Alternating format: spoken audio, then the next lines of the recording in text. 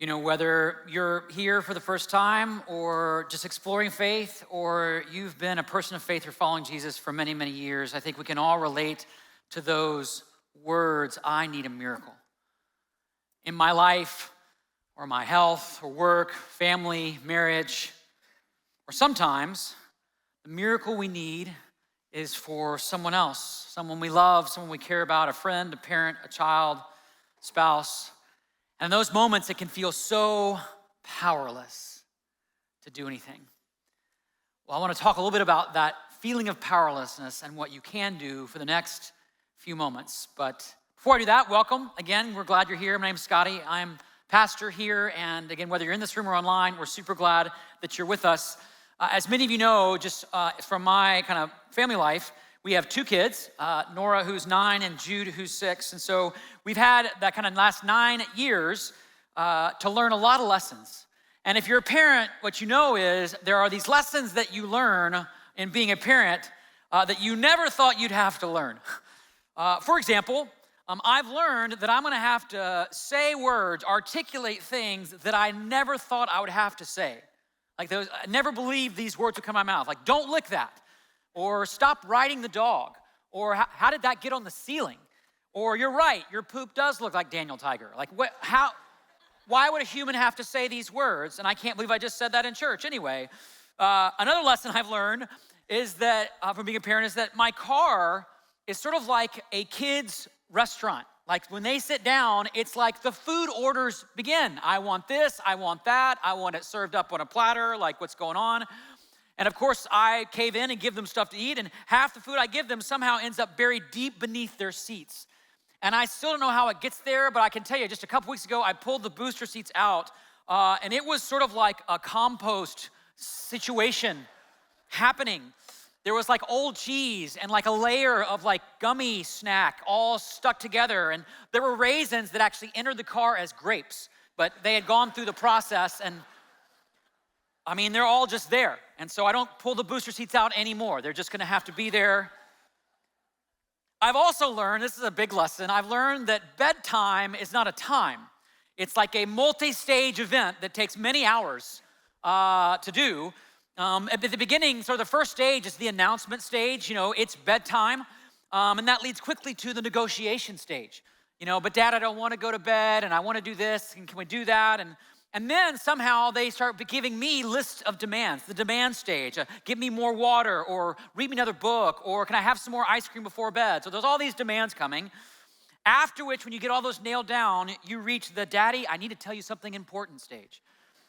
And that's a real key, because they could have told you at any moment in the day up until then, but they strategically wait until that moment to say, it's a real big conversation we have to have right now. You get through that, and then suddenly it's the Daddy, my tummy hurts stage. So we gotta go find the medicine and do the thing, and followed by one last kiss goodnight, and then you leave only to reach the dreaded, they call you back in stage.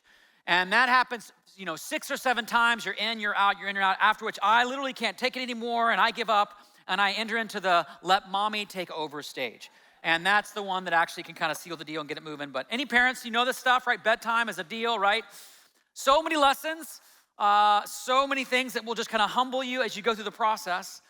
But I would say the biggest lesson that I've learned of all of them, and maybe the hardest to have learned, is that I can't fix what matters most.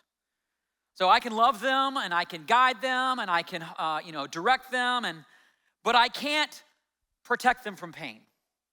I can't take away their worries. I can't heal their bodies. You see, when it comes to the people we love most, we can't fix what matters most. And again, that's not just true in parenting, that's true in any relationship with friends, or with your parents or grandparents, or with loved ones who maybe live far away. So here's the question I want to kind of start with, dive into as we kind of open the scriptures. What do you do when you're in here, but the miracle you need is out there? And that's the question a very desperate father was asking 2,000 years ago. So if you have a Bible or Bible app with you, I want you to open that up. You can pull out your phone, open your Bible app, open your good old-fashioned paper version. We're gonna be in the Gospel of John chapter 4 today. And just to name it, some of you have already read this story because you're taking that 21-day reading challenge with us. That's what these little bookmarks are about. So you've already scratched your way down through there. If you haven't started, there's still plenty of time to do the 21-day challenge before the series is over. And we have more of these bookmarks out there so you can kind of scratch off and follow your progress.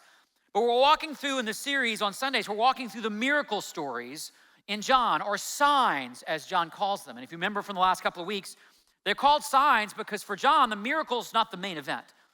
It's sort of a preview, a sign of what life in the kingdom of God is going to be like in the end of things. So here we go. We're in John chapter 4, and we're going to start in verse 46. John tells us, so it's once more this is Jesus, visited Cana in Galilee where he had turned the water into wine. So Jesus is back in Cana, the same city in the region of Galilee where he had been at that wedding. He turned water into wine. We looked at that story last Sunday. And now he's back. But just so you know, a lot has happened in between. And you can actually you can map the progress if you read through the story. Jesus, remember, Cana is where the water became wine. And then we're told he went down to Capernaum on the Sea of Galilee. And he stayed there for a few days just to spend time with his friends and family. And then we're told Jesus actually traveled down, most likely on the Jordan River, down to Jerusalem. And here, some well-known stories happen. He turned over the tables at the temple.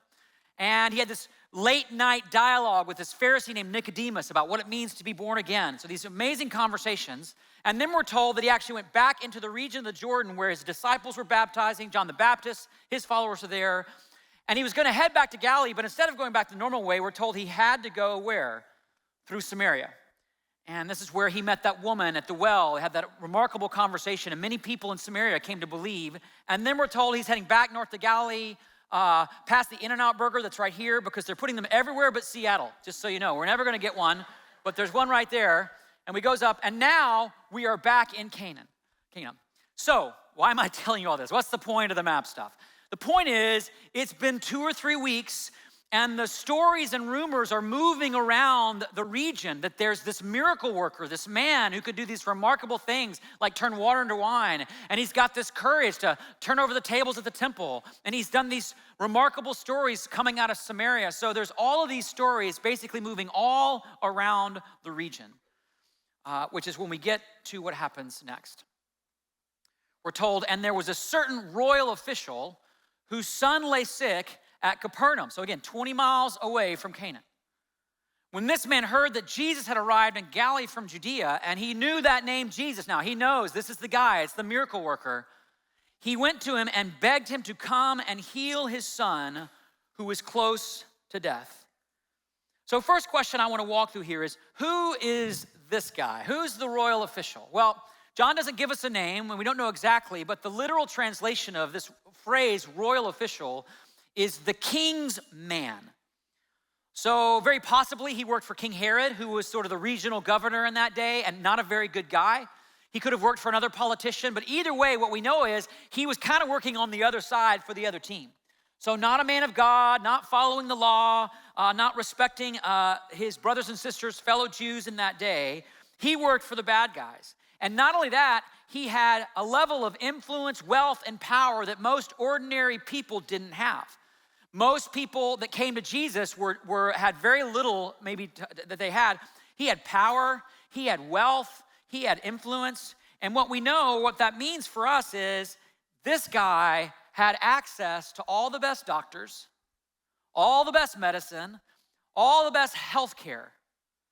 So why is he seeking out Jesus? Because he has gone through every other step and nothing has worked. He has reached that moment. And in life, you're going to reach a moment like this where you realize money can't do it, power can't do it. It can't fix what matters most.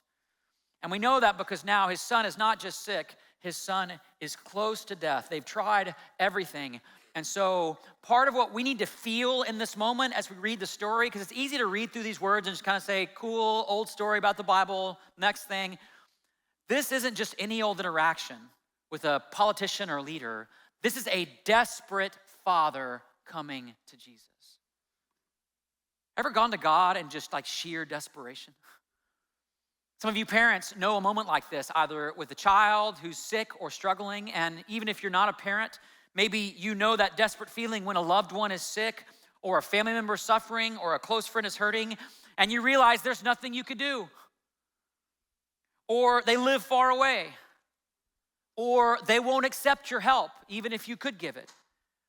And so you reach this point in life, you hit this wall where you realize all I've got is this desperate sense of powerlessness. And by the way, watching a loved one suffer is its own kind of suffering, isn't it? It's carrying a burden of suffering, which is why we're told that this royal official, like this legitimate guy, he might have had an entourage of guards and whoever else with him, we're told what? He begged him to come. And the language here implies that he begged him repeatedly over and over, probably down on his knees. Come and heal my son. Come, Jesus, and heal my son. We have tried everyone and everything, and I'm on my knees now begging for your help. And just to know, side note, you don't have to be religious or a church person to come to Jesus for help. You just got to go. Just got to ask. Even if you don't believe in him, even if you feel like I'm an atheist, I don't believe there is a God, I don't follow the way of life, I don't respect Christians. Here's the thing. In desperation, when you got no place to go, I dare you to try it. Go to Jesus. This guy didn't have a theology of Jesus. He wasn't a practicing follower of Christ. He wasn't a disciple. He hadn't been baptized. He just heard there's something about this man, and he thought, I'm going to try it. It's my last option. And Jesus, so cool, always hears when we come to him. No matter what's going on, if your life's a mess, if you feel like you've been living in sin, anything going on, Jesus always hears when we come to him in desperation. But doesn't always respond the way we might expect. Look at how Jesus responds in this story. He says, unless you people see signs and wonders, Jesus told him, you will never believe. Now, before we unpack Jesus' not so good bedside manner right here, let's be really clear who he's talking to. Because the guy begging at his feet, not who he's talking to. Look what he says. He says, you people, which is y'all in the Greek, unless y'all see signs and wonders, you will never believe. In other words, he's looking up from the man who is begging for help around at the crowd because they've noticed or they've come or they're watching because they know the rumors too. They know the words out too. They want a miracle too. So they're watching all this happen. And he looks around and says, all you people, all y'all, all you want's a miracle. You know, all you want really actually is magic. You want someone to say a word or wave their hand or cast a spell or snap their fingers and then poof, you get what you want. You can go back to your own way of life. And of course, we do this in our own lives with God all the time, don't we? Like if we're honest, like we try to bargain with God or we say things like, I'll believe in you if, you give me this job. I'll do what you ask. I'll go to church every Sunday if you give me this relationship. Or I will follow your way of life if you get me into this school. Or I'll do whatever you say and be a really good person if you give me this success that I want. Sort of a God, if you scratch my back, I promise I'll scratch yours in return. And then we start playing these little games with God in our spiritual lives, kind of assuming that we can just kind of find a way to use religious language or whatever it may be to try to get God to do what we want. And then we might give God credit at the end, right? So some of you know this. It's an old story about a guy who said, God, I really want a donut, but only if it's your will for my life. So I will drive to the donut shop and I will have only that one donut and only have it if there's an open space, like right in front of the building. That's how I'll know it's your will. And then sure enough, after driving around the block 17 times, a space opens up. It's God's will that I go in and have a donut, right? God, thank you for making your will so clear to me that I'm gonna, see, we do these little games, we play these little games. By the way, don't laugh like you haven't done this very thing, right? Like we've all been there. But here's the thing, that is all about control. I wanna use God, I wanna almost use his grace and his goodness, his offer to do things in my life. I'm trying to use that to get out of him what I want for my life. That's not trusting God, that's using God. And so Jesus, he's just kind of calling it out. Like, I know why most of you are here. I know what you want. You don't want a miracle, you want magic. You want to use me, not trust me. To which the royal official responds, sir, excuse me, pardon me, I'm still here. Look down for a moment.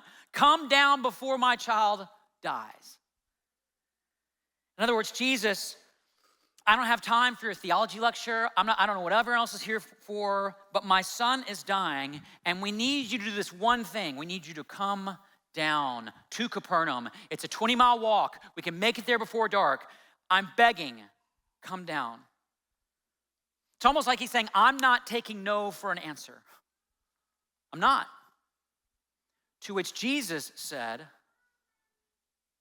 go, your son will live. Now, before those of you who know how the story ends, kind of leap forward and think, oh, this is really good news. But just so you know, this is not the response that the official was hoping to hear. This is not why he came. He believes, he is convinced that Jesus needs to be physically present, physically at the house for his son to be healed. He heard about the wedding. Jesus was at the wedding. He heard about the temple. Jesus was at the temple. He heard about the woman at the well. Jesus was at the well.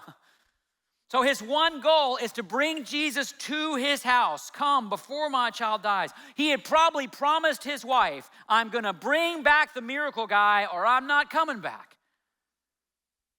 To which Jesus says, I'm not going to do it that way. I'm not going to do it that way. I don't know if you know this, but God answers our prayers in one of three ways. Sometimes he says yes. It's a beautiful picture. You make a request, you ask for something, and God answers, he responds. Sometimes he says not yet, and there's this waiting period. And some of you have lived through a waiting of days or weeks or months, but then God shows up and answers your prayer. But sometimes the answer is not this way. Not this way. By the way, which of these three do you think is the hardest to trust? This one right here, right? Not this way. You've been praying for a certain kind of healing, not this way.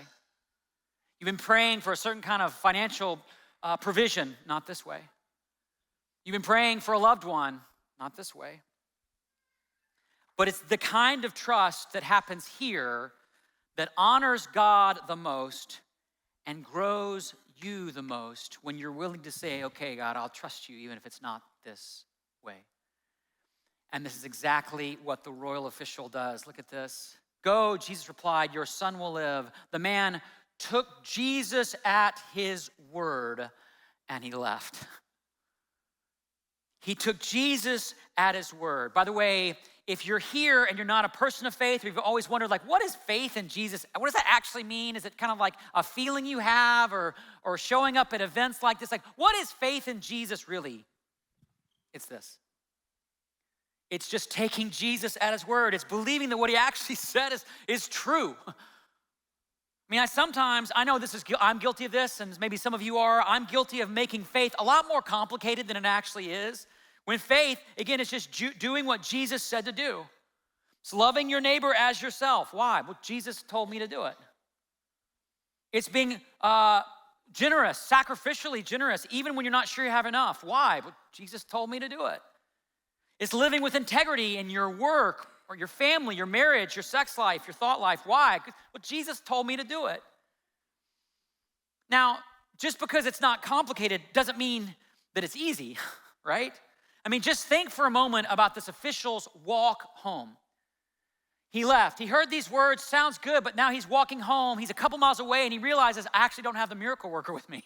Like, I promised my whole family, I promised my wife, he was going to be there. I wasn't going to come back without him. I'm halfway home. I don't have him. He said something about my son living, but like, what if he doesn't? I mean, he won't be there. I can't ask him again. He won't be able to do something. Like, he had the power, in fact, this official, think about this. He had the power to bring Jesus with him by force.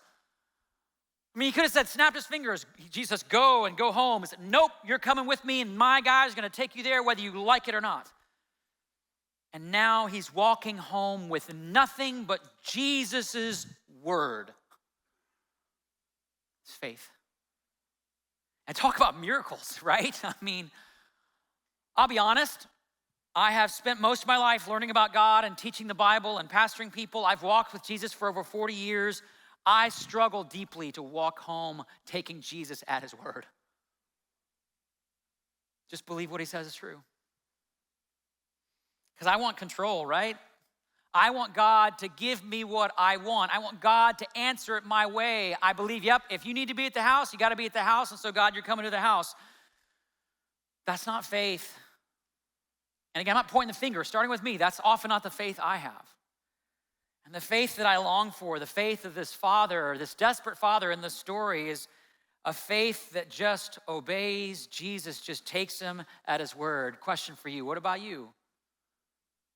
How's this going for you? In your life, your family, and your work, and your everyday existence? Because miracles don't happen when we live a God, I'll scratch your back if you scratch mine kind of way. Miracles happen when we take a risk, maybe a crazy risk, maybe look like a foolish risk, to take Jesus at his word. And I'm not saying that if you do what he says, you'll automatically get the miracle you want right then. That's kind of like more of a legalism, Christian karma kind of thing. But when we take Jesus at his word comes alive in our lives in a unique way that wouldn't happen otherwise. Something will happen when you obey, when you follow, when you trust that wouldn't happen if you didn't. Look what happens for the royal official. It's pretty cool. It says, while he was still on the way, he's still on the journey, he's still not sure what's going to happen. His servants met him with the news that his boy was living. And when he inquired as to the time when his son got better, they said to him yesterday at 1 p.m, like we were watching the clock, like we knew. And that's when the fever left him. And then the father realized that this was the exact time at which Jesus had said to him, your son will live. So he and his whole household believed. Now, I'll be honest, in our day, when you hear a story like this, the first response people have is, cool, what a coincidence, right? How, that something happened like close to the same time, like yay, universe, it all kind of worked out, like cool coincidence.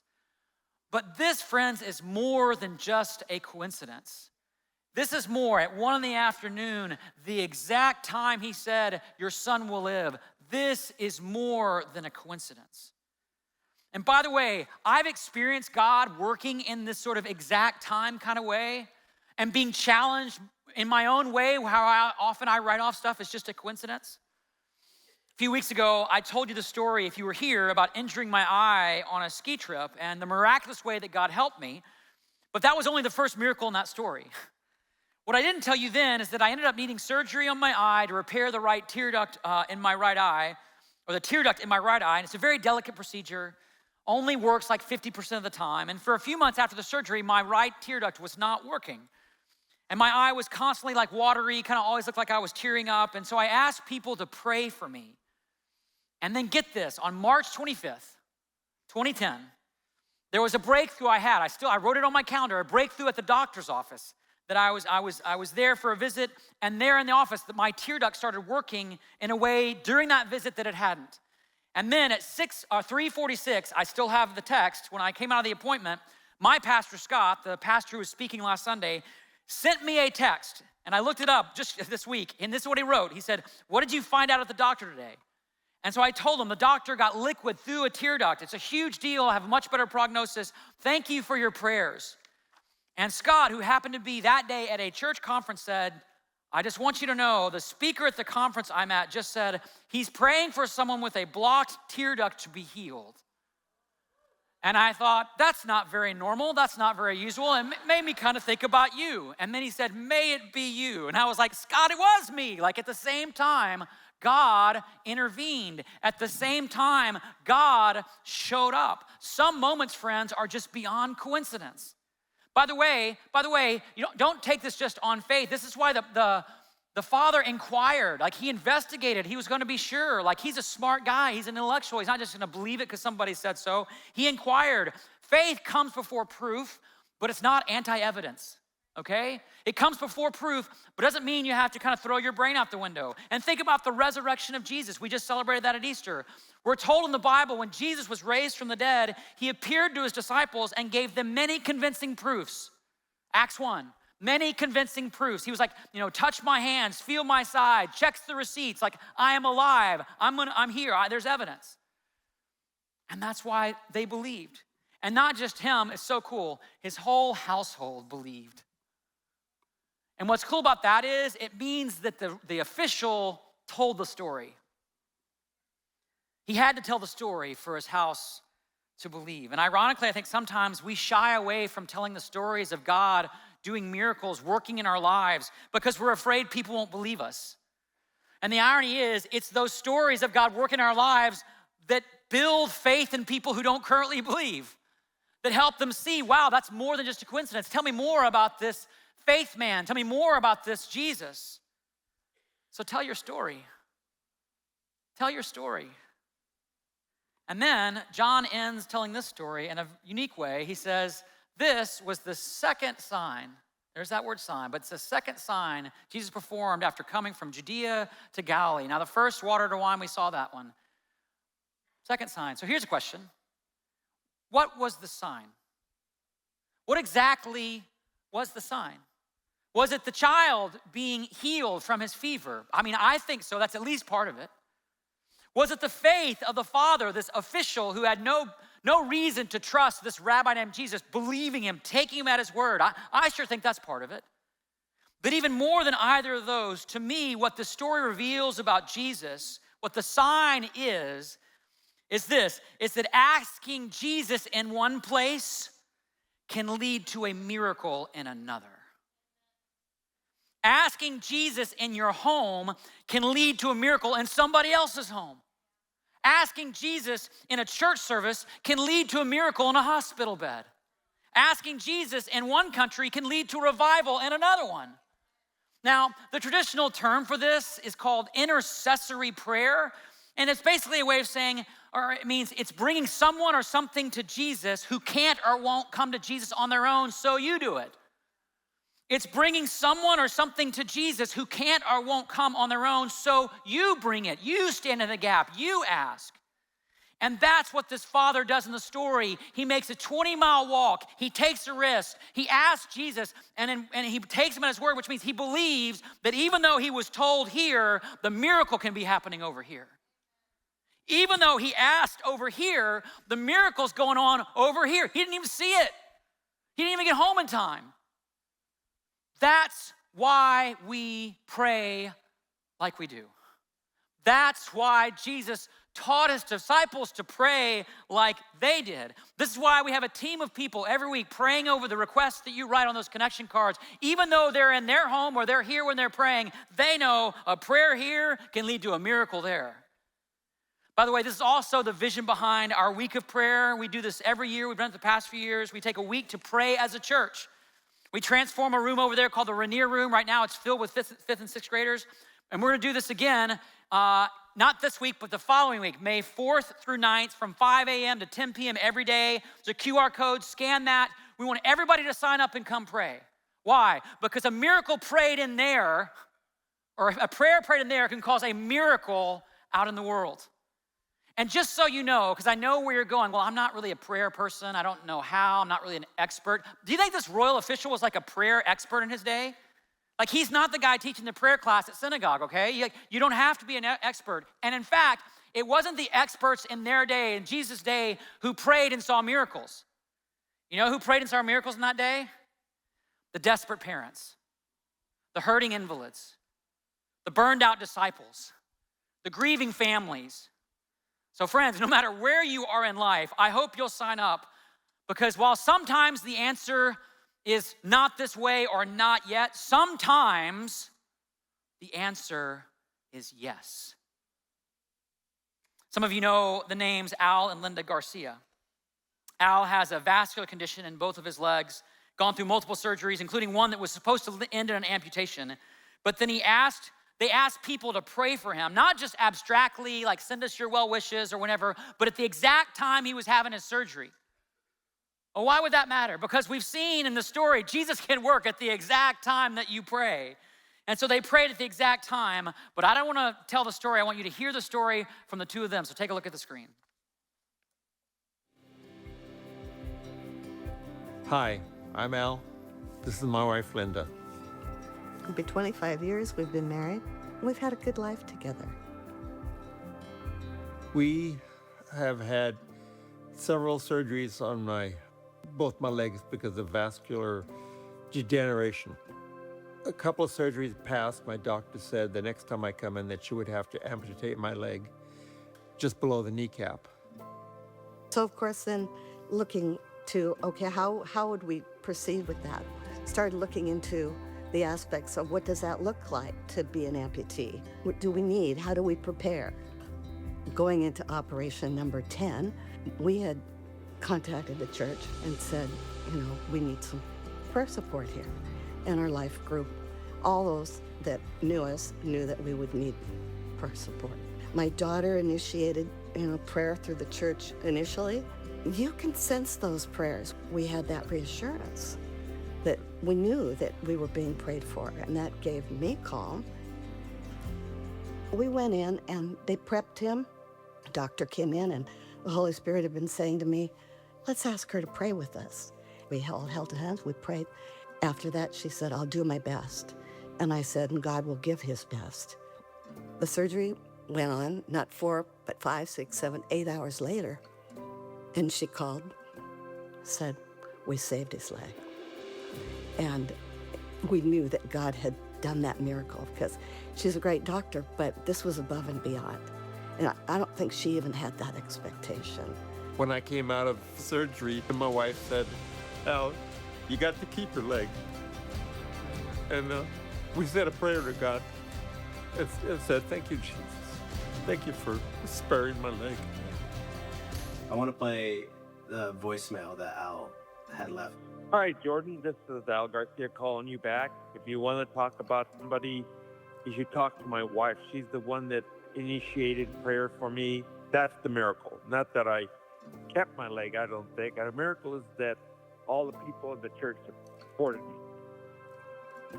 What I really saw in this was how the community came forth.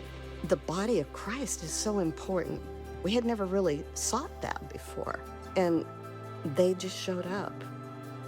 I still have people going by that knows my situation. They walk by and they say, we're still praying for you, Al.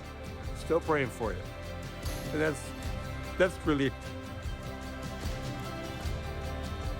Don't ever give up praying or reaching out to those who will pray with and for you.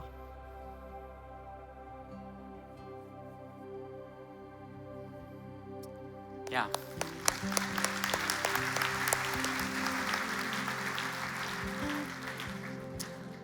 So what 20-mile miracle do you need? I love that line. Don't ever give up praying. Don't ever give up asking for prayer. Some of those powerful words you can say in your life is, will you pray for me? Will you pray for this 20-mile miracle for my loved one, my young adult child, my spouse, my grandparents, my friend? And so here's how we're gonna close. A little different than we normally do. I'm gonna have our prayer team come forward kind of across the front. We're gonna have a few of them that are gonna be in the back of the balcony, and we're gonna actually challenge you right now to take a risk to make what will feel like a 20-mile walk up here to ask for prayer. Because here's what I know in a room like this, there's a lot of miracles that are needed 20 miles out of this room. There's a marriage that's in trouble, a child that's sick, there's someone in your life that's hurting or lost, there's provision that's needed. And while I can't promise God will say yes, he might say not yet, he might say not this way. What I can tell you is nothing will happen if you don't pray. What he wants to do, your prayer is part of that. So in a moment, or as I get off the stage, I'm gonna invite you to come forward. So right now, if you'd all stand to your feet if you're able. And just to make sure you know this isn't something just for sort of certain kinds of needy people, I'm gonna come down and go first because I have a 20-mile miracle that I need in my life. So I'm gonna come down and pray, and then at any point as we sing in this next song, at any moment, come on forward, head to the back of the balcony, take the 20-mile walk, take the risk, and see how God responds to the miracle that you're praying for. You can come on forward right now.